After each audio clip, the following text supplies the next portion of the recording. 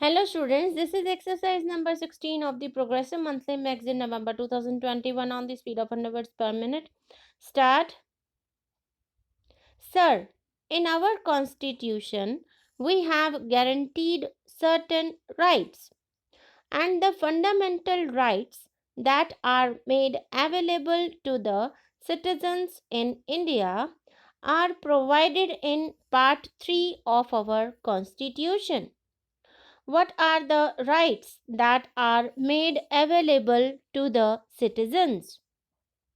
They are the right to equality before law, right to freedom of speech and expression, to assemble peacefully and without arms, to form association or unions, to move freely throughout the territory of India, to reside and settle in any part of the territory of India, and to practice any profession or to carry on any occupation, trade, or business. And there are certain other rights which are made available to the citizens of India. If we study and examine these rights, I am constrained to say that these rights can be enjoyed by those people who are rich or those people who are having enough to exist on. These rights, unfortunately, cannot be enjoyed by the poor people. In the other constitutions of the world, there are certain other fundamental rights made available, and those rights are rights to existence itself. It is not mentioned in those constitutions that the right to existence is made available to citizens, but under different headings, those rights are made available. The right to work is made available. The right to shelter is made available. The right to education is made available. The right to medical assistance is made available. These kinds of rights are made available to the citizens in some countries of the world. If we study the American Constitution, these kinds of rights are not made available to the citizens in the American Constitution.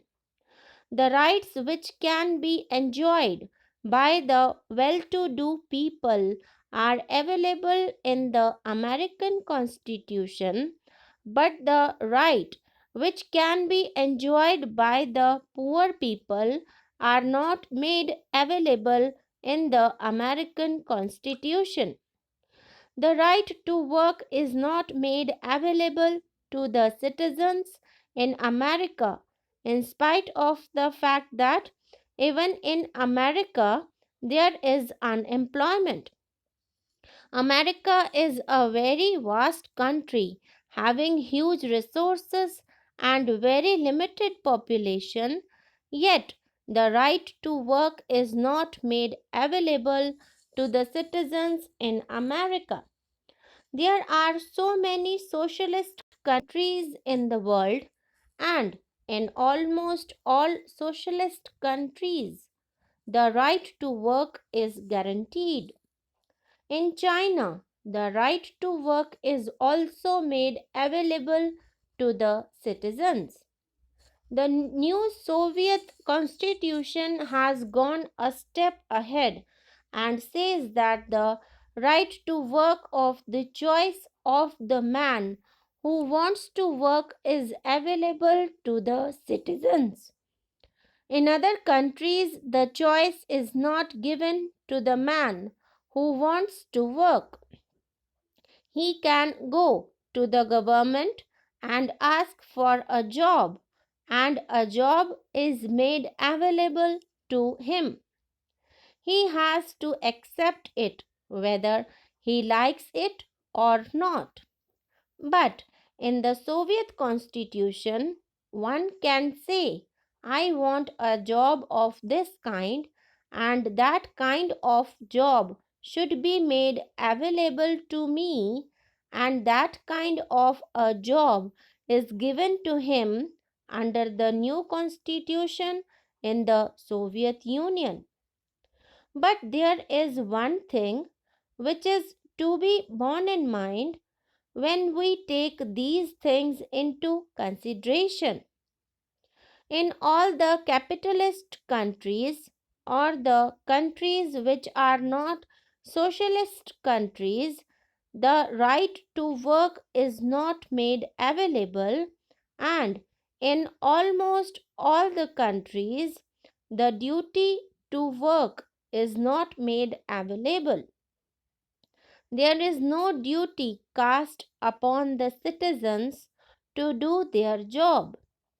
But in all the socialist countries, the right to work is given, as well as the duty to work is also cast upon the citizens. Right to work is also related to the duty to do the work in the socialist countries of the world. I have studied so many constitutions of the world in which the right to work and duty to work is given in only one clause itself. The citizens have a right to work and duty to work in one sentence that is mentioned. Even in China, the duty is cast upon the citizens to work. In the Soviet Union also, the duty is cast upon the citizens to work, and if that duty is not done, the right will not be made available. If we study the concept of the right, it cannot exist unless there is a duty on the other side. If there is a duty, there will be a right, and if there is a right, there will be a duty. Now, the Indian concept of the duty and right is something different from the Western concept. The Indian concept starts from the duty and ends in right, and the Western concept starts from the right and ends in duty. I say, as a son, I have a duty towards my father.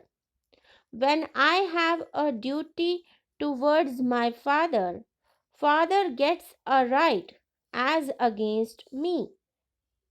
When a father has duty towards a son, son gets a right as against the father.